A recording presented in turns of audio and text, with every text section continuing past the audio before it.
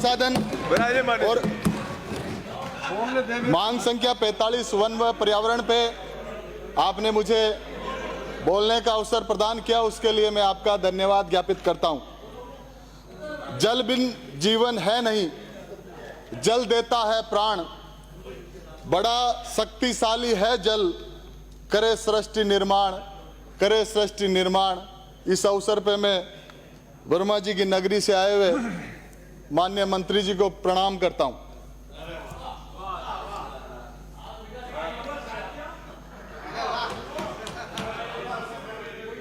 सभापति जी, सर्वप्रथम मैं कुछ तथ्यात्मक आंकड़ों पर आपका ध्यान आकर्षित करना चाहता हूं। जल संकट इस समय इस देश ही नहीं पूरी विश्व की समस्या है। चूंकि भारत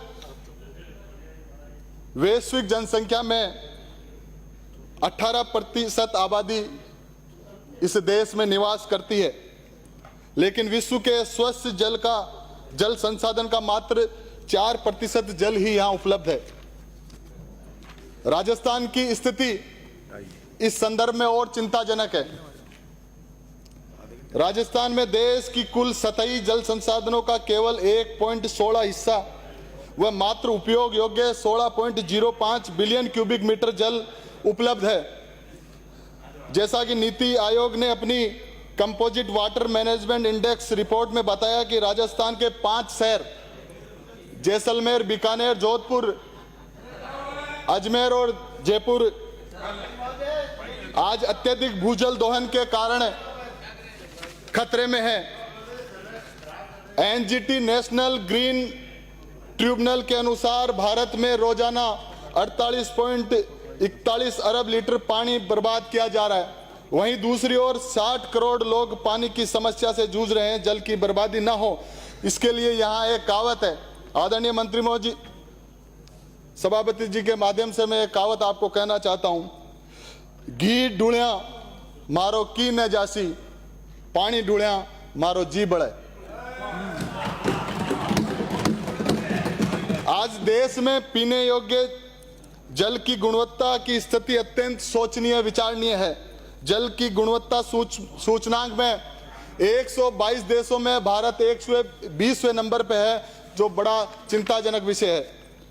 आदरणीय सभापति जी, विश्व बैंक की रिपोर्ट के अनुसार भारत में जल संसाधनों की कमी लगातार इसी तरह रही तो 2050 तक कृषि उत्पादकता में 50% की गिरावट आ सकती है। और आपने और हमने अखबारों में पढ़ा होगा कि आज भारत जैसे कृषि प्रधान देश को भी गेहूं बाहर से मंगाना पड़ रहा है। और यही ऐसा ही चलता रहा तो देश की जीडीपी के 6% का नुकसान लगातार हमें हो सकता है। वर्तमान में विश्व ने यह देखा कि जल संकट के कारण दक्षिण अफ्रीका का एक शहर केपटाउन है, जिसमें जल विहीन शहर उसे घोषित किया गया। और ऐसा ही यदि चलता रहा तो इस प्रदेश की स्थिति भी बड़ी विकट हो जाएगी। आदरणीय सभापति जी, जब समय पे जल नहीं मिले, 5 साल लड़ते रहे हम। जल पर तो सबका अधिकार है। मैं धन्यवाद देना चाहता हूं पूर्व मुख्यमंत्री जी को, जिन्होंने 2017-18 में ईआरसीपी प्रोजेक्ट को तैयार किया।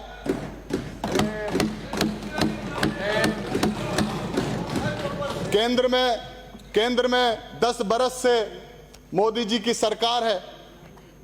लगातार कांग्रेस पार्टी कहती आ रही है कि ईआरसीपी को राष्ट्रीय परियोजना घोषित करो, लेकिन लड़ाई किस चीज की है?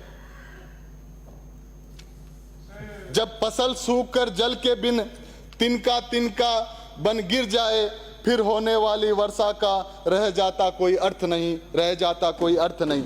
इसलिए 5 साल तो आपने खराब कर दिए, लेकिन अब हम नौजवानों को आशा है कि नौजवानों को नौकरी देने में आप असमर्थ हो, कम से कम पानी दे दो, तो पानी से हमारे आने वाले नौजवान की पीढ़ी कम से कम कृषि कार्य करके अपने रोजमर्रा का काम तो कर सके। इन पंक्तियों के माध्यम से मैं सदन से मांग करता हूं कि जिस तरह हमारे पूर्वजों ने जल की महत्ता समझी और जोहड़, नाड़ी, तालाब, पोखर, बावड़ियां, टांके खंडीन इत्यादि का निर्माण कर जल संरक्षण पर ध्यान दिया, उसी तरह वर्तमान राज्य सरकार नई जल नीति बनाकर इस दिशा में उनको प्रयास करना चाहिए। आदरणीय सभापति जी, ERCP के MOU को आज 6 महीने हो गए।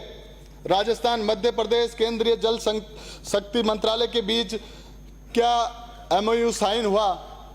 सदन के साथ साथ पूरा प्रदेश जानना चाहता है, आखिर आपने किस पर्ची पे वहां साइन करके आए हो, पूरा प्रदेश जानना चाहता है। और सभापति जी, मैं आपके माध्यम से आग्रह करता हूं कि इस पे ERCP पे चर्चा होनी चाहिए।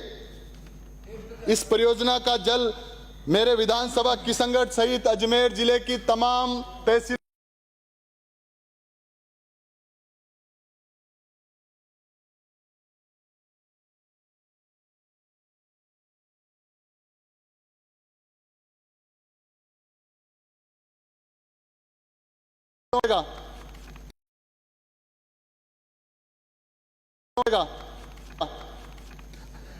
आदरणीय सभापति जी, मेरे विधानसभा क्षेत्र के कोडिया सागर, अराई, विजय सागर, लांबा, सुख सागर, जवाहर सागर, सिरोंज, मुंडोती डैम, मनोहरपुरा, किशन सागर, गागुंदा, न्यू बरोल टैंक, उम्मेद सागर, नोहरिया, राम सागर, रामपुरा, तिलोनिया तालाब, राम सरोवर, बांदर सिंदरी, गोवर्धन, हनुमान सागर, बरना, रलावता, सरगांव, काचरिया, ऐसे अनेक तालाब, सुंदर तालाब बने हुए हैं। यदि ERCP का पानी उसमें आ जाए तो हमारे क्षेत्र में जो वाटर लेवल गायब हुआ वो वाटर लेवल वापस रिचार्ज हो जाएगा। इसलिए मैं आपसे यह निवेदन करने आया हूं। आदरणीय सभापति जी, मैं आपके माध्यम से मंत्री जी ने जिस प्रकार से बजट में अपने विभाग में जल स्वावलंबन की 2.0 के तहत 20,000 गांवों में 5 लाख जल संचयन इकाइयां बनाने की घोषणा की, इसी तरह बजट में रन ऑफ वाटर ग्रिड व राजस्थान इरिगेशन वाटर ग्रिड की बात की। मैं बीजेपी में और बीजेपी के साथियों को लंबे समय तक जानता हूं, इनकी कथनी और करनी में फर्क है। मैं कथनी और करनी में फर्क है। और मैं तो बड़ा खुश होऊंगा कि आपने जो बजट में दिया है, बजट में जो लिखा है, यदि उसका क्रियान्वयन कर दिया तो आप जैसा कुछ नहीं, सदन में खड़े होकर हम नौजवान आपको बधाई देंगे, शाबाशी देंगे। मैं चाहता हूं जल पर राजनीति न होकर सरकार घोषित योजनाओं को हितधारकों से संवाद कर योजनाओं का क्रियान्वयन करे। मैं सरकार से मांग करता हूं कि मेरे विधानसभा क्षेत्र किशनगढ़ में जो राज्य नई जल नीति बनाए उसमें रेन वाटर हार्वेस्टिंग सिस्टम, बूंद बूंद सिंचाई, नए बांध व एनीकट का निर्माण करे। औद्योगिक, जो मेरा किशनगढ़ सबसे बड़ा औद्योगिक क्षेत्र है, उसमें नए जल का पुनः चक्रण का कार्य करे।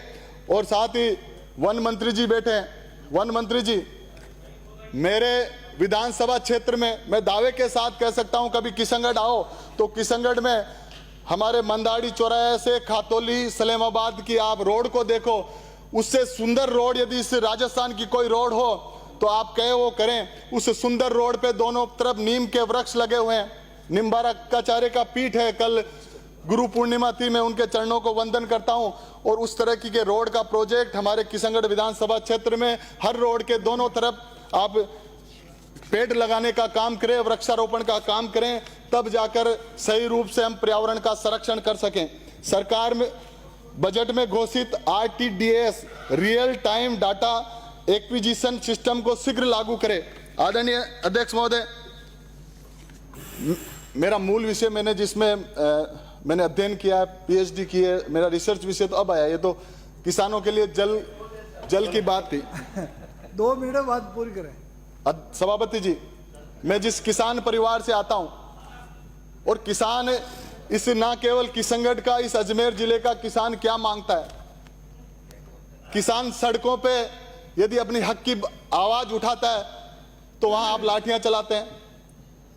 किसान की आंखों में जो आंसू आते हैं वो आपको दिखते नहीं है। किसान पानी मांगता है तो आप लाठियां चलाते हैं। किसान MSP पे अपने अब जींस की खरीद मांगता है तो आप उनकी तरफ देखते नहीं हो। लेकिन जनता ने इस बार 400 की जगह 240 पर लाकर आपको एक बार का तो कम से कम रास्ता दिखाई दिया। मुझे उम्मीद है कि कम से कम थोड़ा अहंकार टूटेगा। अध्यक्ष महोदय, पर्यावरण से हमारा जीवन पलता है, वही प्रदूषित होता जा रहा पर्यावरण। 5 जून को हमेशा हम विश्व स्वास्थ्य संगठन के द्वारा आयोजित 5 जून को पर्यावरण दिवस बनाते हैं, लेकिन पर्यावरण दिवस बनाने के बाद हमारी जिम्मेदारियां खत्म नहीं हो जाती। आज मुख्यमंत्री जी कह रहे हैं कि मां के नाम 10 पेड़ लगाएं, लेकिन पेड़ों की रखरखाव कौन करेगा, उनको पानी कौन देगा, इस पे भी हमें विचार करना चाहिए। बड़े बड़े कल कारखानों का जो निकलने वाला जो अपशिष्ट पदार्थ है वो लगातार हमारे पानी को दूषित कर रहा है, और वो पानी आज हमारे नौजवानों में कैंसर और अनेक प्रकार की प्राणघातक बीमारियों को लेकर आया है। आदरणीय अध्यक्ष महोदय, मैं थोड़ा आगे ले लेता हूं। पर्यावरण का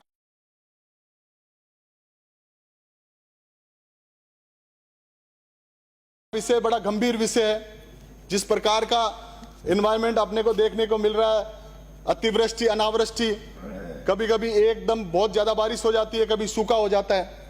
माननीय महोदय, ये शहर भी क्या शहर है, हवाओं में धुआं है, फिजाओं में जहर है। हमें इस पंक्तियों पर चिंता करनी पड़ेगी, क्योंकि बड़ी मासूम सी है ये जिंदगी मेरी, शहर में रहूं और गांव भी चाहिए, बस बैठा रहूं ऊंची इमारतों में मैं, पेड़ों को काटूं और छांव भी चाहिए, और छांव भी चाहिए। मुझे लगता है ये विषय जन जागरण का विषय है। ये विषय प्रत्येक यहाँ के सदस्य के लिए एक बड़ा चुनौतीपूर्ण विषय है कि हम हमारे क्षेत्र में जाके वृक्षारोपण करें। हमारे क्षेत्र में जो अनेक प्रकार की समस्या आ रही है, उन समस्याओं से मैं आपको अवगत कराना चाहता हूं। किशनगढ़ में औद्योगिक इकाइयों की अधिकता के मद्देनजर सतत परिवेशी वायु गुणवत्ता प्रबंधन केंद्र की स्थापना की जाए, राज्य की नई पर्यावरण नीति बनाए और उसमें जिलेवार एक्शन प्लान तैयार किया जाए, ताकि आने वाली पीढ़ी को संपोषीय वातावरण हम दे सकें। आपने मुझे सभापति पूरा समय दिया, सुना, उसके लिए मैं आभार प्रकट करता हूं। धन्यवाद। जय हिंद।